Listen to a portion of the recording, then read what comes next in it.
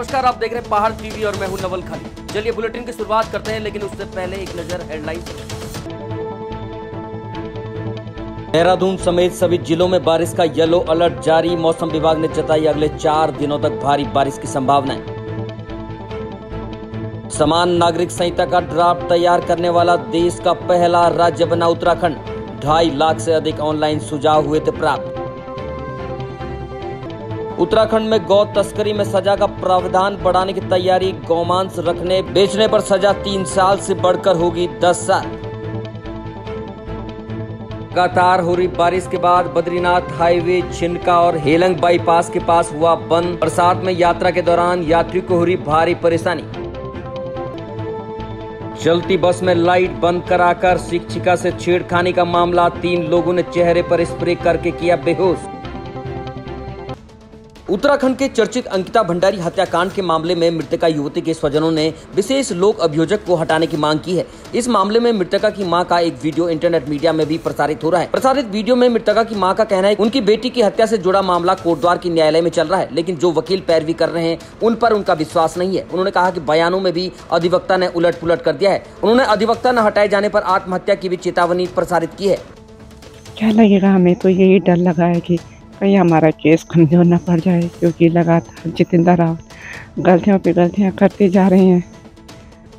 हमने सरकार से यही कहा कि जितेंद्र रावत को बदल दो, लेकिन वो इस मामले में कोई गंभीर निर्णय नहीं ले रहे हैं और हमें दर की ठोकरें खाने पड़ रही है। यही चाहते हैं कि मेरे बेटे को न्याय दिला दो, बस वो जितेंद्र रावत को इस केस से हटा दे और कोई अच्छा सा वकील वहाँ पे जिससे मेरे बेटे को न्याय मिल सके। सरकार से हमने यही मांग है कि बार बार भी कह रहे हैं सरकार से कि भाई हमें जो आपने सरकारी अधिवक्ता नियुक्त किया था वो बार बार वहाँ पे गलतियाँ कर रहा है। जिन जिन गवाहों के अभी तक बयान हुए हैं और गवाहों के जो जहाँ पे मेन बयान हैं वहाँ पे जितेंद्र रावत जी जो हैं अपने मुँह से बोल रहे हैं, क्योंकि छोटे छोटे लड़के हैं, उनको क्या पता कि ये आगे जाके क्या स्थिति आएगी। तो आगे जाके इसमें स्वतः ही है कि केस कमज़ोर पड़ेगा। और जब जब वहाँ पे गवाहों के बयान हो रहे हैं तब तक मैं गवाहों के बयान पढ़ के जा रहा हूँ, स्टडी करके मैं स्वयं जा रहा हूँ। हमारे जो प्राइवेट वकील वो इतने नहीं पढ़ रहे हैं जितने मैं घर में पढ़ रहा हूँ, स्टडी कर रहा हूँ। अब मैं वहाँ पे कोर्ट में बैठ के सुन रहा हूँ कि वाकई में जितेंद्र रावत जी क्या क्या बुला रहे हैं। लेकिन जहाँ जहाँ पर मेन बिंदु पॉइंट है उनके गवाहों के बयान हैं वहाँ पर ये अपने मुँह से बोले हैं और दूसरे ढंग से बोले हैं। जैसे अभिनव के हुए, कुशराज के हुए, विवेक आर्य के हुए और अमन राय के हुए और आयुष के हुए। इनके कई ऐसे उसमें जो बयान थे इन्होंने अपने दूसरे ढंग से चेंज किया। इसीलिए हम सरकार से बार बार मैं 1 जून से सरकार के कह रहा हूँ कि भाई हमें सरकारी वकील जितेंद्र रावत जी नहीं चाहिए और हमें एक सरकारी अधिवक्ता क्रिमिनल वकील हो और हमारी सहमति से नियुक्त किया जाए, तभी जाके हम कोर्ट में अपने पेशी में आएंगे, तब तक नहीं आएंगे। एक वीडियो भी जारी किया गया है आत्मदाह करने का, ऐसे क्या मजबूरी हुई कि अब आपको वीडियो जारी करना पड़ रहा है? हाँ, जो कल हमने एक वीडियो भेजी थी कि हम थक चुके हैं इसमें कि हमारा केस कमज़ोर पर जितेंद्र रावत जी कमज़ोर करने की कोशिश कर रहे हैं। इसलिए हमने ये सोचा है कि कभी हम अगर ऐसी स्थिति अगर सरकार जितेंद्र रावत जी को नहीं हटाएंगे तो ये हो सकता है कि मैं और मेरी मिसेज पौड़ी पीर चौराहे पे आत्मदाह कर सकती है। इसकी जवाबदारी स्वयं सरकार की और प्रशासन की है। देवभूमि उत्तराखंड में गौ तस्करों के मामले में सजा का प्राविधान बढ़ाने के लिए उत्तराखंड गौ सेवा आयोग ने तैयारी कर ली है। इस संबंध में आयोग ने उत्तराखंड गौ सेवा संरक्षण अधिनियम में संशोधन के लिए 6 बिंदुओं पर शासन को प्रस्ताव भेजा है, जिसमें विशेष रूप से सजा, आर्थिक दंड बढ़ाने और गोवंशी के पंजीकरण पर जोर दिया गया है। राज्य में गौ तस्करी और पशुओं के पंजीकरण को लेकर गौ सेवा आयोग लगातार काम कर रहा है। आपको बता दें कि पशुपालन मंत्री सौरभ बहुगुणा की अध्यक्षता में उत्तराखंड गौवंश अधिनियम में संशोधन के लिए बैठक हुई थी, जिसमें गोवंशी के प्रति अपराध पर अंकुश लगाने के लिए कई बिंदुओं पर चर्चा की गई। उत्तराखंड गौ सेवा आयोग ने इस संबंध में भी बैठक कर कुछ प्रस्ताव रखे थे। अब आयोग ने इसी हफ्ते शासन को इस संबंध में अन्य प्रस्ताव भेजे हैं। गौ सेवा आयोग के अध्यक्ष पंडित राजेंद्र अंथवाल ने बताया कि गौवंशी के संरक्षण और सुरक्षा के लिए आयोग लगातार काम कर रहा है। उत्तराखंड में अतिक्रमण के खिलाफ मुख्यमंत्री पुष्कर सिंह धामी का बुलडोजर लगातार चल रहा है। आपको बता दें कि ऋषिकेश में G20 के तहत शहर भर से हटाया गया अतिक्रमण दोबारा पसरने लग गया है। आपको बता दें कि अतिक्रमणकारियों ने दोबारा अतिक्रमण करना शुरू कर दिया है। आपको बता दें कि ऋषिकेश में त्रिवेणी घाट चौक से दून तिराहे तक छोटी सब्जी मंडी के बाहर हरिद्वार मार्ग पर लगी अवैध सब्जी के फड़ों को प्रशासन द्वारा हटाया गया था, लेकिन उसके तुरंत बाद ही लोगों द्वारा फिर से अतिक्रमण करना शुरू कर दिया। सूचना पर पहुंचे नगर निगम ऋषिकेश की टीम ने अतिक्रमण को हटाने का प्रयास किया तो अतिक्रमणकारियों ने विरोध करना शुरू कर दिया। शनिवार को एक बार फिर स्थानीय प्रशासन लाव लश्कर के साथ अतिक्रमण हटाने के लिए मौके पर पहुंचा था, लेकिन अतिक्रमणकारियों के हौसले के सामने स्थानीय प्रशासन दबाव में दिखा और बिना अतिक्रमण हटाए उल्टे पैर लौट गया। खबर देहरादून से है, जहां रोडवेज की चलती बस में नशीला पदार्थ सुंघाकर दून की एक टीचर से छेड़खानी का मामला सामने आया है। आरोप है कि 3 लोगों ने चेहरे पर स्प्रे कर पहले तो उन्हें बेहोश किया और फिर डांट काली मंदिर के पास टनल आने पर बस की लाइट बंद करवाकर छेड़खानी की। मामले में पुलिस ने अज्ञात के खिलाफ मुकदमा दर्ज कर जाँच शुरू कर दी है। खबर अल्मोड़ा से है, जहां संगीत, साहित्य और कला के अनूठे संगम अल्मोड़ा लिटरेचर फेस्टिवल में देश भर के कलाकारों, साहित्यकारों और कला प्रेमियों का जमावड़ा लगा है। अल्मोड़ा के ऐतिहासिक मल्ला महल में संस्कृति से ओतप्रोत कार्यक्रमों की धूम मची हुई है। कार्यक्रम का आगाज भारतीय शास्त्रीय संगीत के ध्रुपद शैली गायन के पंडित उदय भावलकर ने विभिन्न रागों में भजन प्रस्तुत किया। सांस्कृतिक नगरी अल्मोड़ा और अपनी सांस्कृतिक विरासत के लिए जानी जाती है। वहाँ की संस्कृति को राष्ट्रीय और अंतर्राष्ट्रीय स्तर पर पहचान दिलाने के उद्देश्य से ग्रीन हिल्स संस्था ने पहली बार अल्मोड़ा लिटरेचर फेस्टिवल की शुरुआत की है। 2 जुलाई तक मल्ला महल में जहाँ देश के प्रसिद्ध संगीतज्ञ अपनी आवाज का जादू बिखेरेंगे, वहीं स्थानीय कलाकार उत्तराखंड की संस्कृति से भी लोगों को रूबरू करवाएंगे।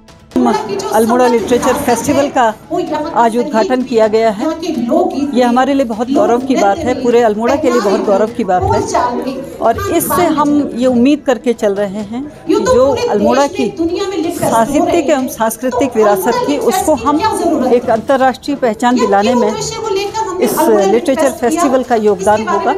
बहुत अच्छा हमें पूरे अल्मोड़ा शहर का, इसमें अल्मोड़ा के लोगों का सहयोग मिल रहा है, जो पहले भी मिला और आज भी मिल रहा है।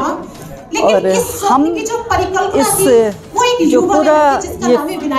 जो पूरा एक उत्सव है 3 दिन का, इससे हम ये मान करके चल रहे हैं कि जो युवा हमारा आज भटक करके नॉन क्रिएटिव चीज़ों की तरफ जा रहा है, उससे क्रिएटिविटी उसमें बढ़ेगी। अभी मैंने वैसे सारे सब्जेक्ट पे काम किया है, जैसे वाटर कलर और एपन और एक्रेलिक पे भी काम किया है और जैसे लैंडस्केप और वुमेन्स का पोर्ट्रेट भी मैंने बनाया है वैसे, और म्यूरल पे भी किया है। अभी मैं चाहती हूँ कि मैं एक बहुत अच्छी आर्टिस्ट बनूँ और मैं चाहती हूँ कि मैं दूसरों को प्रेरित करूँ कि वो भी अपनी लाइफ में कुछ करें। उत्तराखंड के 5वें धाम सैन्य धाम के लिए कर्णप्रयाग संगम तट से गंगा जल भरा गया। कर्णप्रयाग विधायक अनिल नौटियाल द्वारा सैन्य धाम के लिए गंगा जल ले जा रहे वाहन को हरी झंडी दिखाकर कर्णप्रयाग से रवाना किया गया। प्रदेश की पवित्र नदियों से गंगा जल को इकट्ठा कर सैन्य धाम की अमर ज्योति का निर्माण किया जाना है, जो 2 जुलाई को देहरादून पहुंचेगी और 3 जुलाई से अमर जवान ज्योति का निर्माण शुरू किया जाना है। कर्णप्रयाग विधायक अनिल नौटियाल ने कहा कि प्रधानमंत्री नरेंद्र मोदी की परिकल्पना के तहत देहरादून उत्तराखंड के 5वें धाम के रूप में सैन्य धाम का निर्माण देहरादून के गुनियाल गाँव में चल रहा है। सैन्य धाम की स्थापना की जा रही है। आज इससे पहले अनेकों स्थानों से मिट्टी वहाँ पर रखी गई और आज सभी सरोवरों से, सभी संगमों से, अमृत सरोवरों से जल सैन्य धाम को 3 तारीख को शुरुआत की जानी है उसको 3 तारीख को जो वहाँ पे निर्माण कार्य प्रारंभ होगा, उसमें सभी सरोवरों का जल समाहित किया जाएगा। 3 सीमा से लगे विकासखंड मुनस्यारी के ग्राम पंचायत हरकोट निवासी रेड क्रॉस सोसाइटी के अध्यक्ष खुशाल सिंह जेठा को आपदा और कोरोना वायरस के समय उल्लेखनीय कार्य करने के लिए कोरोना वॉरियर्स का सम्मान राज्यपाल की ओर से दिया गया था। देहरादून के राजभवन में आयोजित कार्यक्रम में राज्यपाल लेफ्टिनेंट जनरल गुरमीत सिंह की उपस्थिति में भारत सरकार के आपदा प्रबंधन निदेशक रीना जोशी द्वारा खुशाल सिंह जेठा को प्रशस्ति पत्र और चिन्ह देकर सम्मानित किया गया। फिल्मी अंदाज में रील बनाते युवा आजकल आपको कहीं भी दिख जाएंगे। आजकल युवाओं में सोशल मीडिया के लिए रील बनाने का जुनून सर चढ़कर बोल रहा है, जिस वजह से कई युवा भरी जवानी में ही दुर्घटना का शिकार हो रहे हैं। मामला पिथौरागढ़ का है, जहां युवक रील बनाने के शौक में चलती गाड़ी से नीचे उतर गया और उसका दूसरा साथी वीडियो बनाने लगा। गाड़ी बिना ड्राइवर के सड़क पर चलने लगी। वीडियो वायरल होते ही पिथौरागढ़ पुलिस ने युवक का संज्ञान लेकर पुलिस की काउंसलिंग कर दी, जिसके बाद युवक ने भी अपनी गलती मानकर दूसरे युवाओं से भी इस तरह के खतरनाक स्टंट न करने की सलाह दी है। वहीं युवक के वाहन को सीज भी कर दिया गया है। चमोली जिले के थराली में भारतीय जनता पार्टी अभी से 2024 के रण की तैयारी में जुट गई है। थराली के विधायक भूपाल राम टमटा के नेतृत्व में कार्यकारिणी के पदाधिकारी और पार्टी कार्यकर्ताओं ने गांव-गांव, घर-घर, बूथ-बूथ जाकर वहां जनसंपर्क अभियान चलाया और केंद्र सरकार के 9 साल के बेमिसाल कार्यक्रम के तहत केंद्र सरकार और प्रधानमंत्री नरेंद्र मोदी द्वारा चलाई जा रही महत्वाकांक्षी योजनाओं की जानकारी घर-घर में जाकर दी। वहीं थराली विधायक भूपाल राम टमटा ने बताया कि केंद्र सरकार ने अंतिम छोर के व्यक्ति को भी विकास की मुख्य धारा से जोड़ने का काम किया है। देश के यशस्वी प्रधानमंत्री जी का जो सेवा, सुशासन और गरीब कल्याण का जो अनवरत 9 साल का जो हमारा कार्यकाल रहा केंद्र सरकार का, उसको आम जन तक कैसे पहुंचाएं, ये कार्यक्रम हम लोगों का महा जनसंपर्क अभियान के तहत संपन्न आज हो गया है। और इसमें अभी 5 तारीख और इस 5 तारीख तक का इसमें और समय मिला है। निश्चित रूप से मैं ये कह सकता हूँ कि सौभाग्यशाली हैं देशवासी कि आज हमारे इस देश का नेतृत्व यशस्वी हमारे प्रधानमंत्री जी कर रहे हैं, जिनकी दृष्टि, जिनकी सोच, जिनका सेवा संकल्प आम जन तक, निचले पायदान तक पहुंचने और हर व्यक्ति तक उनकी जो सोच है उसको धरातल पर उन्होंने उतारा। और जो उनका एक नारा था कि सबका साथ, सबका विकास, सबका विश्वास।